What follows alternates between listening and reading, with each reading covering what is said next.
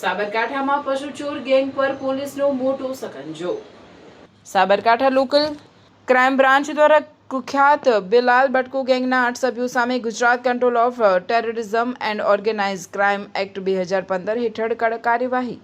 ગેંગના મુખ્ય ગુનાઓ: આ ગેંગ પશુ ચોરી, પશુઓ પ્રત્યે ક્રૂરતા અને ગૌવંશ સંબંધિત ગંભીર ગુનાઓમાં લાંબા સમયથી સંડોવાયેલી હતી।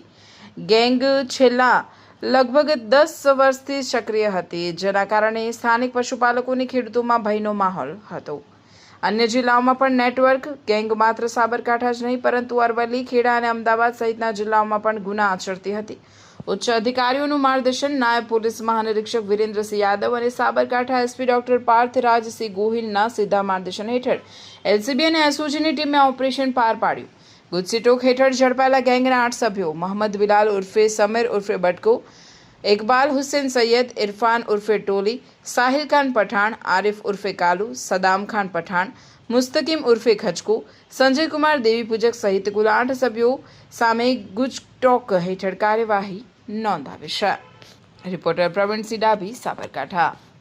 એક ગેંગ દ્વારા વારંવાર પશુ ચોરીના ગુનાઓને અંજામ આપવામાં આવતો હતો અને આ બાબતે સાબરકાંઠા જિલ્લાની એલસીબી, એસઓજી અને લોકલ પોલીસ સ્ટેશન દ્વારા તપાસ હાથ ધરવામાં આવતા એવું ધ્યાન પર આવેલું હતું કે બિલાલ બટકો અને એના સાગરીતોની એક આખી ગેંગ છે કે જે ફક્ત પશુ ચોરી જ નથી કરતી, ત્યારબાદ તેની ઘાતકીપણે હત્યા પણ કરે છે અને અગાઉ ભૂતકાળમાં અમદાવાદના સરખેજ અને નારોલ પોલીસ સ્ટેશનની અંદર એ લોકો ગૌવંશની હત્યા સાથે પણ જોડાયેલા છે।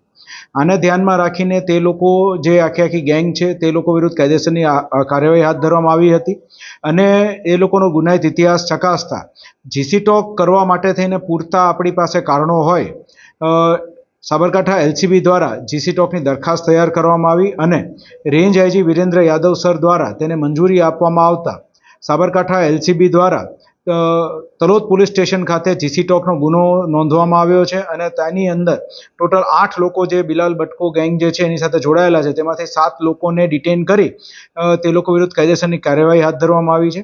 આ ગુનાની તપાસ જે છે એ સાબરકાંઠા જિલ્લાના હિંમતનગર ડિવિઝનના ડીવાયએસપી AK પટેલ દ્વારા હાથ ધરવામાં આવનાર છે। સર, અત્યાર સુધી એમના વિરુદ્ધમાં કેટલા ગુના નોંધાયેલા છે?